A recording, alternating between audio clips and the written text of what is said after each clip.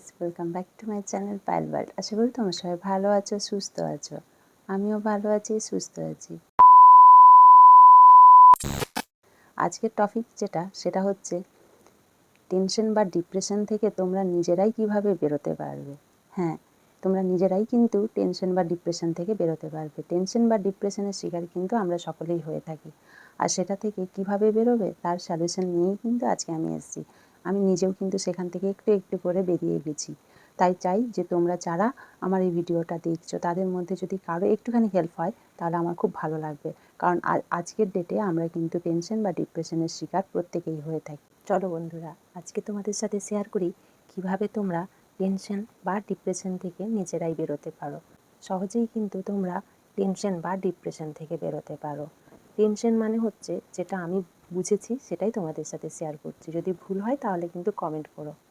Tension কিছুক্ষণের জন্য থাকে, আর ডিপ্রেশন অনেকগুলো দিন ধরে থাকে, বছর ধরে থাকে, মাস বছর দিন সবই ঘুরে যায়, কিন্তু সেটা মাথা থেকে বেরোয় না। কোনো একটা বিষয়, কোনো একটা কিছু নিয়ে আমরা অত্যাধিক যখন ভেবে কোনো সমাধান খুঁজে পাই না, তখন সেটা ডিপ্রেশনে চলে যায়। মানে আমরা কোনো কিছু একটা কষ্ট পেয়েছি, মানসিক কষ্ট, সেখান থেকে বেরিয়ে আসতে পারছি না। জীবনে অনেক কিছু ঘটে যায়, সেগুলো থেকে আমরা বেরিয়ে আসতে চাই। সেটা হঠাৎ করে পাওয়া কোনো শক হতে পারে, বা হঠাৎ করে ঘটে যাওয়া কোনো ঘটনা হতে পারে, বিভিন্ন কারণ হতে পারে। এক্সাম্পল দিতে গেলে অনেক এক্সাম্পলই চলে আসে। প্রত্যেকটা মানুষের জীবনে আলাদা আলাদা রকমভাবে ডিপ্রেশন এসে বাসা বাঁধে। ডিপ্রেশন কিন্তু আমাদের বাড়ি ছেড়ে যেতে চায় না। মানে আমাদের মনের যে ঘরটা রয়েছে সেখানে কিন্তু সে পুরোপুরিভাবে খুঁটি গেড়ে বসে পড়ে।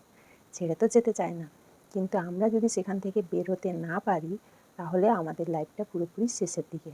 যেটা শিকার আমি অনেকগুলো বছর ধরে হয়েছি। আস্তে আস্তে নিজেকে কিভাবে রিকভার করেছি। যখন তোমরা নিজেরা বুঝতে পারবে যে অনেকগুলো দিন হয়ে গেল বা অনেকগুলো মাস হয়ে গেল আমি একটা কষ্ট থেকে বেরোতে পারছি না, সেটা যে কোনো কষ্ট হতে পারে। বেশি যেটা হয়ে থাকে সেটা হচ্ছে নিজের লাইফে স্ট্রাগল করতে করতে ভালোভাবে না দাঁড়ানো, মানে একটা স্ট্যান্ডভাবে যেটা দাঁড়ানো, মানে ফিউচার একদম সেটেল হয়ে গেল। বা যেটা হতে পারে অনেকের লাভ রিলেশনে ব্রেকআপ হয়ে যায়, সেখান থেকেও দাঁড়াতে পারে না। তো এরকম বহু কারণ থাকে।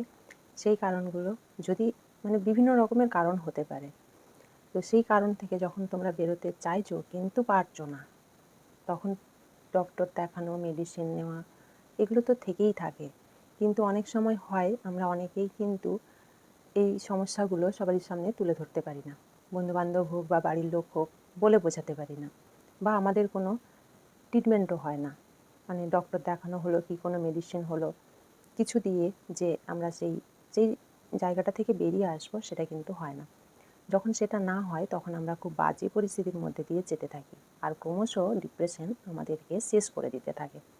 সেই সময় তোমরা কিন্তু নিজেদেরকে বার করানোর জন্য অনেকেই এটা করে থাকো, বা আমিও এটা করতাম, প্রচুর পরিমাণে ফোন ঘাঁটা। মানে ফোনে অল টাইম সোশ্যাল মিডিয়াতে গিয়ে দেখা, ভিডিও দেখা, বিভিন্ন রকমের শর্ট লং ভিডিও দেখা, এইগুলো এগুলো কিন্তু করো না।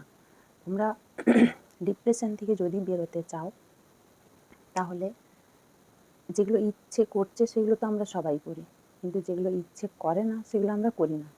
কিন্তু তোমরা সেগুলোই করবে যারা বেরোতে চাইছো।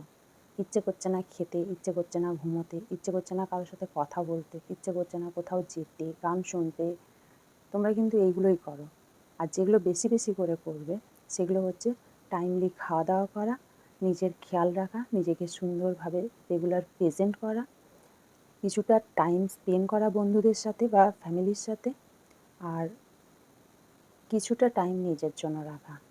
নিজের জন্য রাখা মানে তোমরা যে যেটা ভালোবাসো সেগুলোতে সময় দেওয়া, যেগুলো বেশি পরিমাণে তোমাদেরকে ডিপ্রেশন থেকে বেরোতে সাহায্য করবে। ডিপ্রেশনে থাকলে কখনো একা থাকবে না। মন খারাপটাকে যত বেশি বাড়াতে থাকবে তত বেশি করে বাড়তে থাকবে। সেখান থেকে বেরিয়ে এসো, দেখবে সুন্দর একটা জীবন আছে। জীবন কখনো অল্পতেই থেমে যায় না। জীবন মানে একটা যুদ্ধ, সেখান থেকে আমরা চাইলেই বেরিয়ে আসতে পারি। আর তার থেকে বড় কথা, আমরা যেগুলোতে ডিপ্রেশনের শিকার হই সেগুলো কিন্তু আমাদের জীবনের কোনো নেই। আমরা যেগুলোর জন্য ভেঙে পড়ি তারা আমাদের জীবনে কিন্তু কোনো ইম্পর্টেন্ট দেয় না। তাই নিজেকে ভালোবাসো, নিজেকে সুন্দরভাবে প্রেজেন্ট করো, নিজেকে তৈরি করো। দেখো জীবনের যেগুলো হারিয়েছ সেগুলো ডবল কিছু ফিরে পাবে, নিজেকে অনেক ভালো লাগবে। আর সবথেকে বড় কথা হচ্ছে নিজেকে ভালোবাসো। পৃথিবীতে সবথেকে বড় ভালোবাসা হচ্ছে নিজেকে ভালোবাসা।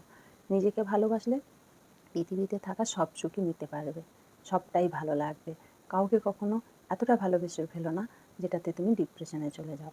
জানি এটা সবাই পেরে ওঠে না, এটা মনের ব্যাপার। মন সবসময় আমাদের কথা শোনে না, মন আমাদের শাসন বারণও বোঝে না, তাই এটা হয়ে যায়। কিন্তু হয়ে গেলেও কখনো সেখানেই থেমে থেকো না যে ওখানেই আমার জীবনটা শেষ হয়ে গেছে, আমি বেরোতে পারবো না।